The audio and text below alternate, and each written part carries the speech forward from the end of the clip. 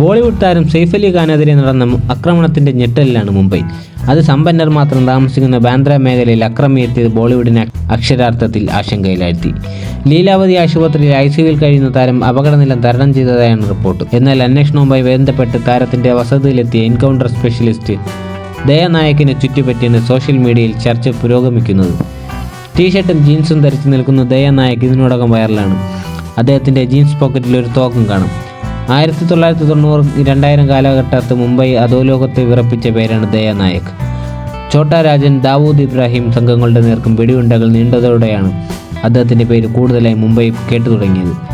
87-ലധികം പേരെ നായക് വധിച്ചതായാണ് റിപ്പോർട്ടുകൾ. കർണാടക ഉടുപ്പി സ്വദേശികളായ ബന്ധയുടെയും രാധാ നായകിൻ്റെയും ഇളയ മകനാണ് ദയാനായക്. വീട്ടിലെ ബുദ്ധിമുട്ടുകൾ മൂലം 7ാം ക്ലാസ്സിൽ പഠനം അവസാനിപ്പിച്ച് ജോലി തേടി മുംബൈയിലേക്ക് വണ്ടി കയറി. ഹോട്ടലിൽ ജോലി ചെയ്ത കാലത്താണ് വീണ്ടും പഠനത്തിലേക്ക് തിരിഞ്ഞത്.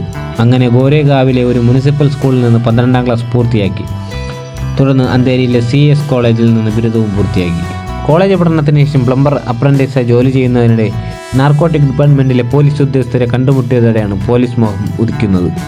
ഒടുവിൽ 1995-ൽ പോലീസ് അക്കാദമിയിൽ നിന്ന് ബിരുദം നേടിയ അദ്ദേഹം ജുഹു പോലീസ് സ്റ്റേഷനിൽ സബ് ഇൻസ്പെക്ടറായി നിയമിതനായി. ഛോട്ടോ രാജനും ദാവൂദ് ഇബ്രാഹിം അടക്കമുള്ള അധോലോക നായകന്മാർ നഗരം അടക്കി വാഴുന്ന കാലമായിരുന്നു അത്. 1996-ൽ ഛോട്ടാ രാജൻ സംഘത്തിലെ 2 പേരെ വെടിവെച്ച് വീഴ്ത്തിയാണ് ഏറ്റുമുട്ടലിന് തുടക്കം കുറിച്ചത്.